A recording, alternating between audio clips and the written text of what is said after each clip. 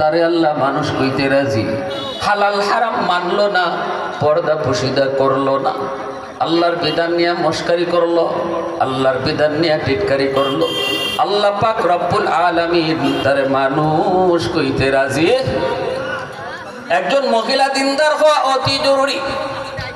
মহিলা মাদ্রাসার প্রয়োজন।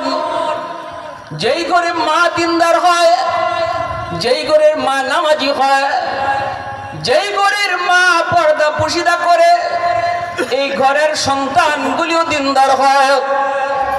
কারণ বাবার চেয়ে মায়ের আসর সন্তানের উপরে বেশি পড়ে। বাবা ঘরে বেশি টাইম পায় না, বেশি টাইম দিতেও পারে না। সন্তান পেটে ছিল তাও মায়ের সাথেই ছিল, দুধ পান করেছে তাও মায়ের দুধ পান করেছে, ঘরে ছিল তাও মাকেই বেশি দেখছে, বাবাকে কম পাইছে। যার কারণে মার আসরটা সন্তানের উপরে বেশি পড়ে।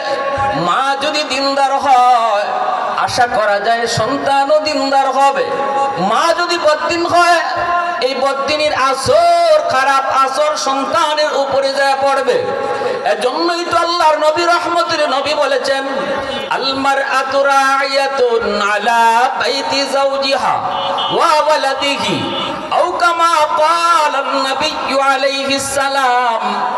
নবীজি বলেন, কিয়ামতের ময়দানে সমস্ত নারীদেরকে আল্লাহ পাক স্বামীর সম্পদের, স্বামীর ঘরের হেফাজত তুমি করছো কিনা, এই ব্যাপারে প্রতিটা নারীকে আল্লাহ জিজ্ঞেস করবে, স্বামীর সম্পদের হেফাজত তুমি করছো কিনা।